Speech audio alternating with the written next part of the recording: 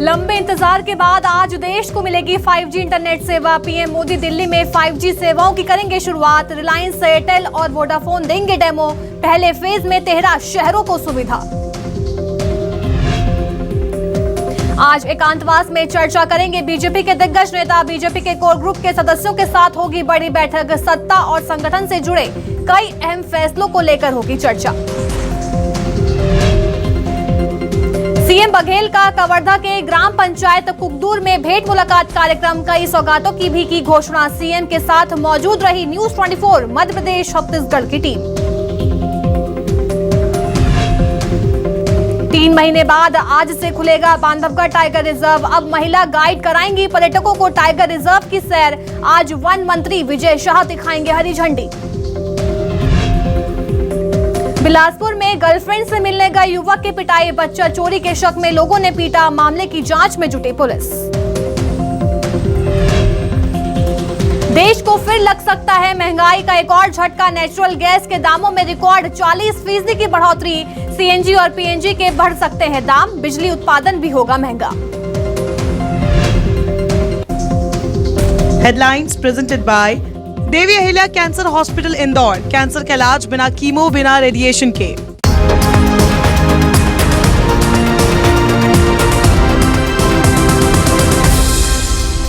तो वहीं ग्रामीण इलाकों में बच्चा चोरी की अफवाह जो है लगातार फैलती हुई नजर आ रही है। झीरिया से बाहर आए लोगों की पिटाई की गई तो उड़ैना में भी बाहर से आई महिलाओं को रोका गया है। तो वहीं ग्रामीण इलाकों में बच्चा चोरी की अफवाह जो है वो फैलती हुई नजर आ रही है। उड़ैना में भी बाहर से आई महिलाओं को रोका गया।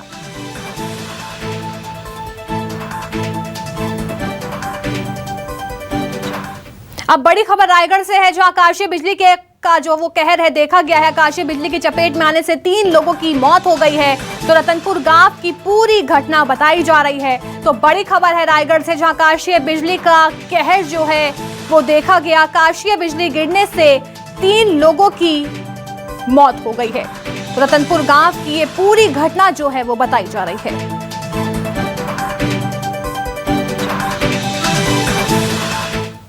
तो वहीं कोरबा में बदमाश जो है वो बेखौफ नजर आ रहे हैं। निजी कंपनी के दफ्तर में गोली चली है। बाइक सवार युवक ने गोली चलाई और ये पूरी जो घटना है वो सीसीटीवी कैमरे में कैद हो गई है। और युवक ने धमकी भरा खत भी भेजा है। हालांकि जो आरोपी है वो फरार हो गया। हम आपको तस्वीर दिखा रहे हैं इस समय किस तरह से जो बदमाश हैं वो बेखौफ हैं। दफ्तर के बाहर गोली चलाई गई। हालांकि गोली चलाने के बाद जो आरोपी है वो फरार हो गया और ये पूरी घटना सीसीटीवी कैमरे में कैद हो गई है। तो वहीं युवक ने धमकी भरा खत भी भेजा है। तो बाइक सवार युवक ने गोली चलाई और गोली चलाकर युवक फरार हो गया। दफ्तर में यहाँ के कर्मचारी लोग काफी लोग उपस्थित थे जो अंदर काम कर रहे थे। घटना के बाद क्या घेराबंदी की गई है? घटना के बाद जो है लगातार घटना के बाद से पुलिस की चेकिंग चालू कर दी है दिया गया है। पूरे दीगर जो जिले हुए हैं वहाँ पे भी नाकेबंदी कर दी गई है। हमारे सीमावर्ती जो जिला है वहाँ पे नाकेबंदी कर दी गई है। सीसीटीवी फुटेज की तुरंत चेकिंग की जा रही है। फोरेंसिक एक्सपर्ट को भी बुला लिया गया है। खबर कोरबा से है, जहां जलके में गजराजों का खौफ जो है वो देखा जा रहा है। हाथियों के उत्पात से ग्रामीण जो है वो लगातार परेशान हैं। तो डर के साए में लोग जी रहे हैं। तो छत पर रात गुजारने को सभी लोग मजबूर हैं। तो कटघोरा वन मंडल के पसान रेंज का पूरा मामला बताया जा रहा है, जहां हाथियों का आतंक जारी है और आतंक के चलते लोग छत पर रात गुजारने को मजबूर है। हम आपको तस्वीर दिखा रहे हैं किस तरह से लोग जो हैं वो रतजवा करने को मजबूर हैं और लोगों में हाथियों को लेकर दहशत का लगातार माहौल जो है वो देखा जा रहा है। फुर्सत नहीं है, कुछ मंदिर नहीं मिला है। आप लोग क्या बोलना चाहते हो वन विभाग को? मिले चाहे तो कुछ तारा चोर हमके कुछ हथियार दी तब न हमके उनके भगा सकब है। न तारा मिलल है न कुछ मिलल है हमके। खबर कांकेर से है, जहां इन दिनों जंगली भालू का आतंक देखने को लगातार मिल रहा है। वहीं महीने भर में भालू ने 6 लोगों को हमला कर घायल कर दिया है। तो एक मासूम की मौत हो गई है और मामले को लेकर प्रशासन ने कमर कसते हुए आपात बैठक कर रणनीति बनाई है। तो लगातार भालू का आतंक जो है वो देखा जा रहा है, जिसके चलते एक व्यक्ति की मौत भी हो गई और उसके बाद 6 लोग घायल भी हो गए। हालांकि आपात बैठक बुलाकर रणनीति जो है भालू को लेकर वो बनाई गई है। हम सभी जानते हैं जैसे कि अभी पिछले कुछ दिनों में इसका थोड़ा सा जो है वन्य प्राणियों का आगमन, भालुओं का विशेष करके बहुत ज़्यादा बढ़ गया है और उसकी वजह से बहुत ही दुर्भाग्यजनक घटनाएं भी घटित हुई हैं। तो आज फॉरेस्ट के साथ एक बैठक थी कि इसको रोकने के लिए हम लोग क्या क्या कर सकते हैं। खबर बीजापुर से है, जहां C-60 कमांडो फोर्स का बड़ा ऑपरेशन सामने आया है। महाराष्ट्र के कापेवाचा के जंगलों में ऑपरेशन चलाया गया तो एक महिला नक्सली को ढेर कर दिया गया है। तो 40 से ज्यादा नक्सलियों की सूचना पर ऑपरेशन चलाया गया। तो वहीं 2020 से अब तक कमांडो फोर्स ने 55 नक्सलियों को ढेर कर दिया है। तो यहाँ पर सुरक्षा बलों को बड़ी कामयाबी मिलती हुई हाथ लगी है, क्योंकि एक महिला नक्सली को ढेर कर दिया गया और साथ ही 2020 से अब तक कमांडो फोर्स ने 55 नक्सलियों को ढेर कर दिया है। खबर बालोद से है, जहां जिले में एक ऐसा गांव है जो आजादी के 75 साल बीत जाने के बाद भी विकास से कोसों दूर है। कहां पड़ता है ये गांव और क्या है इस गांव की पूरी कहानी, देखिए इस रिपोर्ट में।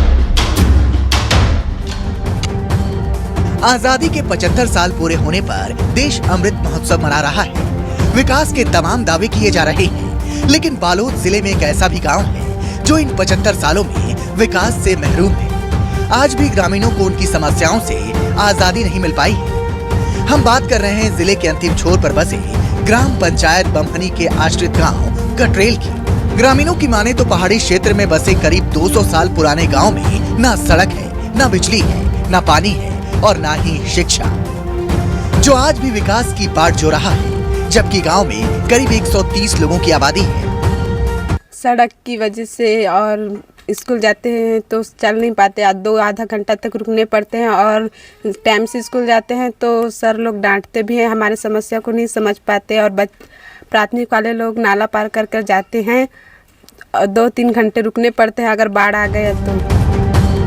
गांव का प्राइमरी स्कूल और आंगनबाड़ी केंद्र अपनी बदहाली पर आंसू बहा रहे हैं। स्कूल की छत से पानी टपकता है। स्कूल पहुंचने के लिए रास्ता नहीं होने की वजह से बच्चे नाला पार कर काफी मुश्किल से स्कूल और आंगनबाड़ी पहुंचते हैं।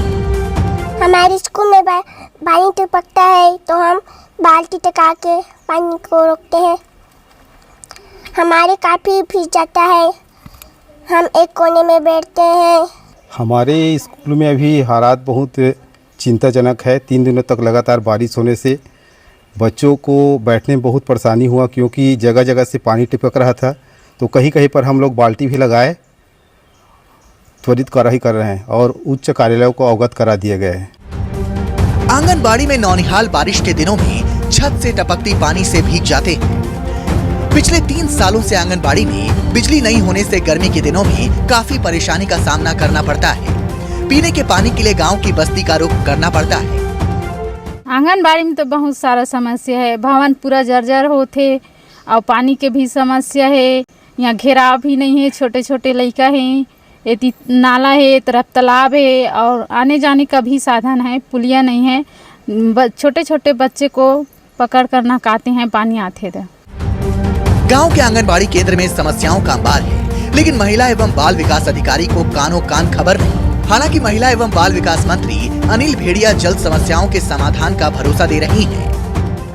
आंगनवाड़ी केंद्रों में यदि आधारभूत सुविधाओं का अभाव है तो उसको देखा जाएगा और भी यदि कहीं पर इस तरह की समस्या है तो उनको जिला प्रशासन के सहयोग से और राज्य शासन के सहयोग से उनको पूरा कराएंगे। बिल्कुल, अब मेरी संज्ञान में आ गई है। अगर वहाँ के बच्चों की स्थिति, स्कूल की स्थिति खराब है, आंगनबाड़ी की स्थिति खराब है, रोड की स्थिति खराब है, तो मैं अपने उसमें संज्ञान में लेके कोई भी माध्यम से मैं पूरी कोशिश करूँगी कि जितना जल्दी हो काम को कराऊँ। बहरहाल शासन प्रशासन के दावों की पोल खोलती गांव की ये तस्वीरें पूरे गर्व के साथ आजादी का अमृत महोत्सव मना रहे हुक्मरानों के लिए एक काला धब्बा है। मैं इस वक्त मौजूद हूं बालोद जिले के अंतिम छोर में बसे ग्राम पंचायत बमहनी के आश्रित ग्राम कटरेल में। यहाँ के जो बच्चे हैं वो पढ़ाई से पहले जल परीक्षा देते हैं और जब स्कूल भी पहुंच जाते हैं तो यहाँ के जो बच्चे हैं वहाँ के जर्जर भवन में बैठकर पढ़ने को मजबूर होते हैं। आप देख सकते हैं ये जो बच्चे हैं वो स्कूल से आते समय और स्कूल से जाते समय इन्हीं नाले से होकर गुजरते हैं और जान जोखिम में डालकर स्कूल के लिए जाते हैं। लेकिन जो प्रशासन है ना इनके तरफ आज तक सुध ले पाया, ना ही इनकी कोई जानकारी उनके पास है। इसी को लेकर जो इस गांव के बच्चे हैं, हाई स्कूल के हों चाहे मिडिल स्कूल के हो या प्राथमिक स्कूल के, वे कलेक्टर से मिलने भी गए थे। अब उन्हें कलेक्टर द्वारा ये आश्वासन मिला है कि बहुत जल्द इनके समस्याओं का निराकरण होगा। पर देखने वाली बात अब ये होगी कि इनकी समस्या का निराकरण जिला प्रशासन कब तक कर पाता है और ये कब तक ऐसी ही जल परीक्षा देते रहेंगे। बालोद से न्यूज़ 24 मध्य प्रदेश छत्तीसगढ़ के लिए लक्ष्मीकांत बंसोड़। तो चलिए अब रुक कर देते हैं बड़ी खबरों का। खबर रायपुर से, जहां मुख्यमंत्री भूपेश बघेल के कवर्धा दौरे का दूसरा दिन है आज।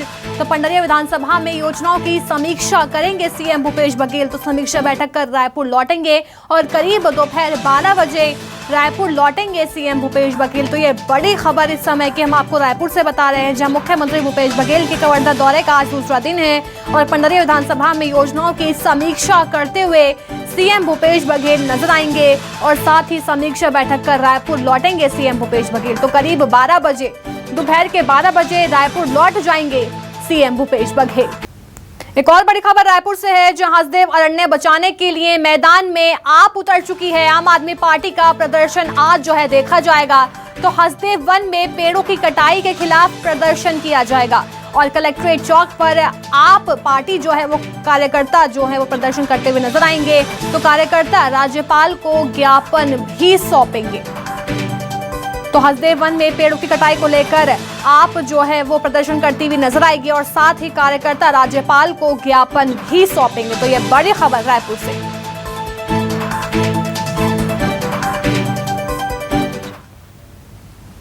किसानों, मजदूरों, पशुपालकों को सीएम का तोहफा जो है वो दिया जाएगा। सीएम भूपेश बघेल का ये बड़ा ऐलान सामने आया है। 17 अक्टूबर को कई योजनाओं की किस्त का भुगतान करते हुए सीएम भूपेश बघेल नजर आएंगे। तो राजीव गांधी किसान न्याय योजना की अगली किस्त सीएम जारी करेंगे। तो पशुपालकों को गोधन न्याय योजना की अगली किस्त जारी की जाएगी। तो साथ ही राजीव गांधी ग्रामीण कृषि मजदूर न्याय योजना की भी किस्त का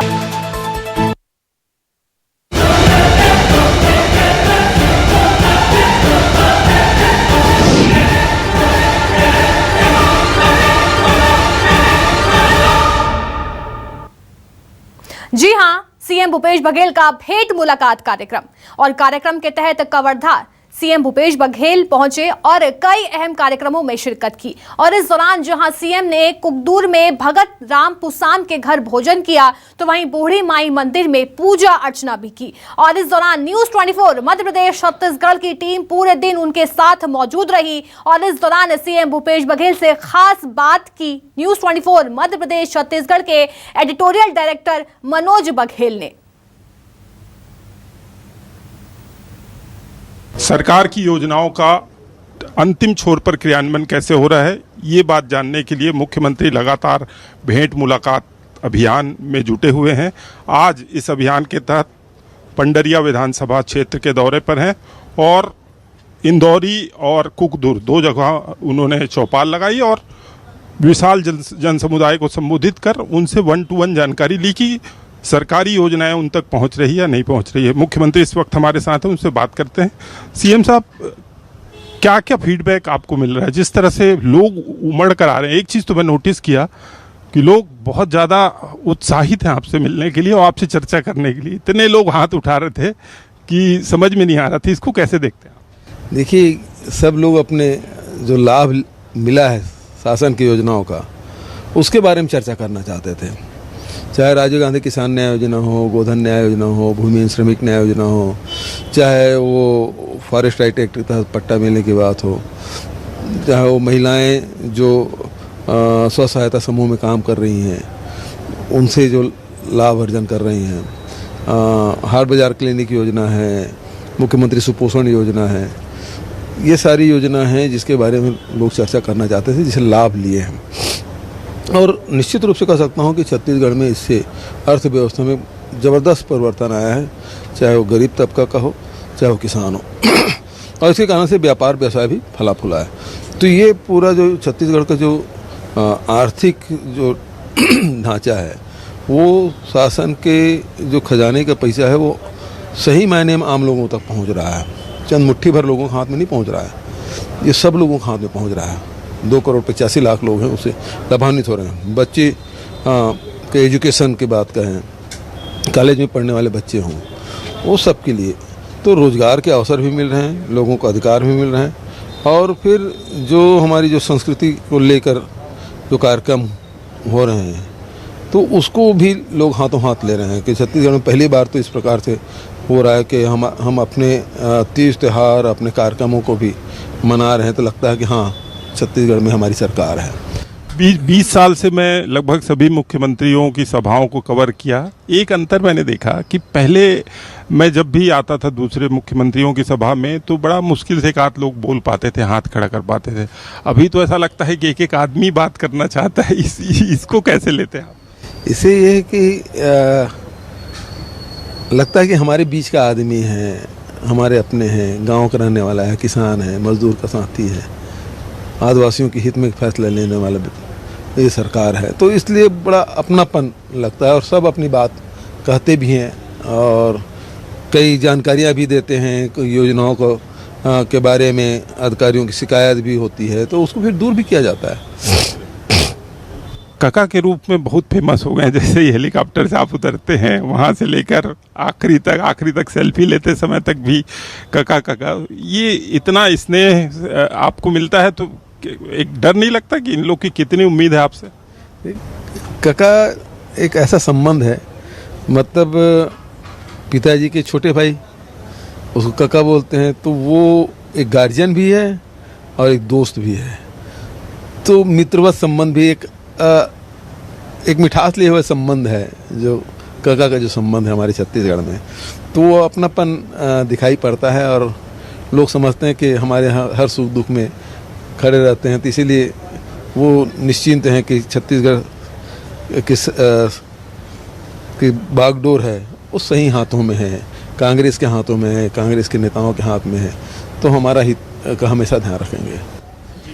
एक अंतर और मैं देखा कि आप बहुत विधानसभा स्तर पे जाते हैं, बहुत छोटे छोटे, जैसे मेरे को नहीं लगता कि पंडरिया में कोई मुख्यमंत्री आज तक रात्रि विश्राम किया हो और लोग इतनी लंबी लाइन लगाए अभी बाहर आपका इंतजार कर रहे हैं। तो ये कॉन्सेप्ट कैसे है कि आप गुंडरदेही और बहुत छोटे छोटे विधानसभा क्षेत्रों में जहाँ पे सीएम साहब के रुकने लायक इंफ्रास्ट्रक्चर नहीं है, जैसे मैं वही सोचता था कि पंडरिया के रेस्ट हाउस में मैं कई बार आया हूँ तो ये एक भूत बंगला टाइप का लगता था, आज एकदम चेंज टाइप का दिख रहा है। तो ये कैसे आया आपके दिमाग में? देखिए, सामान्यतः जिला स्तर पे जाते हैं, वहीं बात कर लेते हैं, तो बड़े नेताओं से मुलाकात हो जाती है, बड़े नेताओं से तो राजधानी में मुलाकात हो जाती है, लेकिन जो विधानसभा स्तर के जो कार्यकर्ता हैं, जो सामाजिक क्षेत्र में काम करने वाले लोग हैं, उनसे मुलाकात नहीं होती। तो ये हम ज़मीनी स्तर के जो लोग हैं उनसे भी रूबरू हों, उनसे बात करें, उनकी जो समस्याएं उसे सुने और उस समाधान खोजें।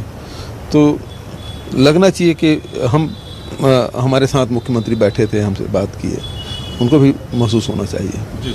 आपकी जितनी फ्लैगशिप योजना मैं देख रहा था जब आप इंटरेक्शन कर रहे थे, चाहे वो राजीव गांधी न्याय योजना हो, चाहे कर्ज माफ़ी योजना हो, चाहे गोधन न्याय योजना में तो कुछ लोग ट्रैक्टर तक खरीदे हैं।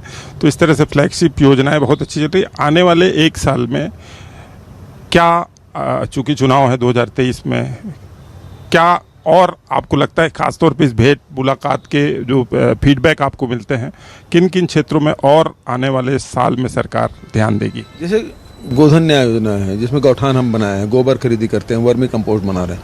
अब उसमें रूरल इंडस्ट्रियल पार्क, जहाँ जहाँ ज़मीन है अपने पास, तो वहाँ रूरल इंडस्ट्रियल पार्क लगाएं ताकि वहाँ के नौजवान युवकों को भी जोड़ सकें, उससे रोज़गार खुद भी प्राप्त करेंगे और लोगों को भी रोज़गार देंगे।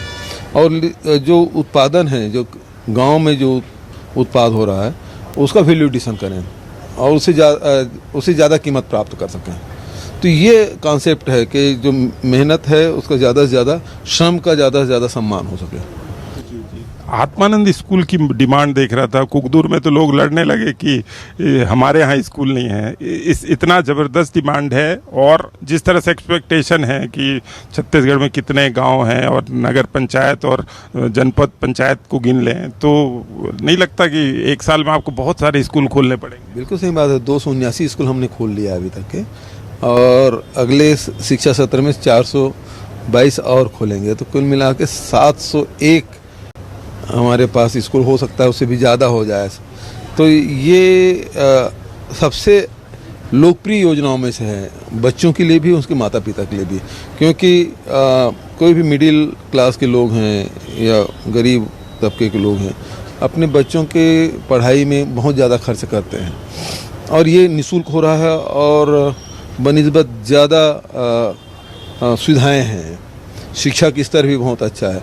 तो ये सब चीज़ें, इंफ्रास्ट्रक्चर और एजुकेशन का स्तर प्राइवेट स्कूल से कोई कम नहीं है, बल्कि बेहतर है और निःशुल्क है। तो ये ज़्यादा लोगों को आकर्षित कर रहा है। एक आखिरी सवाल, आपका इंटरेक्शन का अंदाज बहुत अनोखा होता है। छत्तीसगढ़ी में वही ठेठ अंदाज गांव वाला, चाहे पहटिया से बात करते हैं, पटनीन से बात करते हैं, तो वो जो इंटरेक्शन से एक माहौल बनता है, कैसा लगता है? अपनापन लगता है और बहुत प्यार मिलता है, लोगों को स्नेह मिलता है। तो बहुत अच्छा लगता है। मुझे भी खुद भी अच्छा लगता है जो हम लोग काम कर रहे हैं, हमारी सरकार जो फैसला कर रही है, तो वो उसका लाभ अंतिम छोर के व्यक्ति तक पहुंचता है। उसके चेहरे में जो मुस्कान, उसकी आंखों में जो चमक है, वो हम मतलब किसी भी व्यक्ति को संतोष देगा। तो मुख्यमंत्री भूपेश बघेल जिस तरह से गांव वालों के चेहरे पर आत्मविश्वास दिखाई दे रहा है, उससे मुख्यमंत्री का भी आत्मविश्वास काफ़ी बढ़ा हुआ दिख रहा है। इतने लगातार दौरे करने के बाद उनके चेहरे में कोई थकान नहीं दिख रही है, और उनका कहना है कि आने वाले 1 साल तक भी जो फीडबैक मिल रहा है भेंट मुलाकात अभियान से, उसको लेकर वो लगातार काम करते रहेंगे। कैमरामैन चोलाराम यादव के साथ मनोज बघेल, न्यूज़ 24 पंडरिया।